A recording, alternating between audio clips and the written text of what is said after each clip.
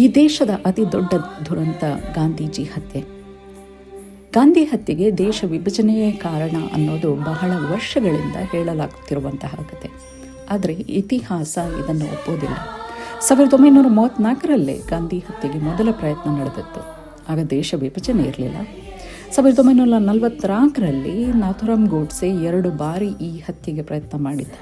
ಆಗಲೂ ಪಾಕಿಸ್ತಾನ ಇರಲಿಲ್ಲ, ಅಥವಾ ಪಾಕಿಸ್ತಾನಕ್ಕೆ 55 ಕೋಟಿ ರೂಪಾಯಿ ಕೊಡುವ ವಿಷಯವೂ ಇರಲಿಲ್ಲ.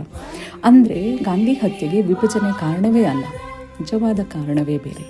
ಗಾಂಧೀಜಿ ಸ್ವಾತಂತ್ರ್ಯ ಹೋರಾಟದ ಜೊತೆಗೆ ಹಿಂದೂ ಸಮಾಜದಲ್ಲಿನ ಜಾತೀಯತೆ, ಅಸ್ಪೃಶ್ಯತೆ, ಮತೀಯತೆ, ಸ್ತ್ರೀ ಶೋಷಣೆಗೆ ವಿರುದ್ಧವಾಗಿ ನಿಂತಿದ್ದರು. ಆದರೆ RSS ವರ್ಣಾಶ್ರಮ ಮತ್ತು ಮನುಧರ್ಮ ಆಧಾರಿತ ದೇಶವನ್ನು ಕಟ್ಟಲು ಬಯಸಿತ್ತು. ಇವತ್ತು ಅವರ ಬಯಕೆ ಅದೇ. ಬಹುಸಂಖ್ಯಾತ ಶೂದ್ರ ದಲಿತರನ್ನು ಕೆಳಗಿಟ್ಟು ಕೆಲವೇ ಮೇಲ್ಜಾತಿಯವರ ಆಳ್ವಿಕೆ, ಅದೇ ಅವರ ದೃಷ್ಟಿ. ಆದ್ದರಿಂದಲೇ ಎಲ್ಲ ಹಿಂದೂಗಳಿಗೂ ಸಮಾನತೆ ಬೇಕೆಂದ ಗಾಂಧಿ ಅವರ ಆ ಯೋಜನೆಗೆ ಅಡ್ಡಿಯಾಗಿದ್ದರು. ಅದಕ್ಕಾಗಿಯೇ ನಾಥೂರಾಮ್ ಗೋಡ್ಸೆ ಗಾಂಧಿ ಹತ್ಯೆಯನ್ನು ಮಾಡಿತು.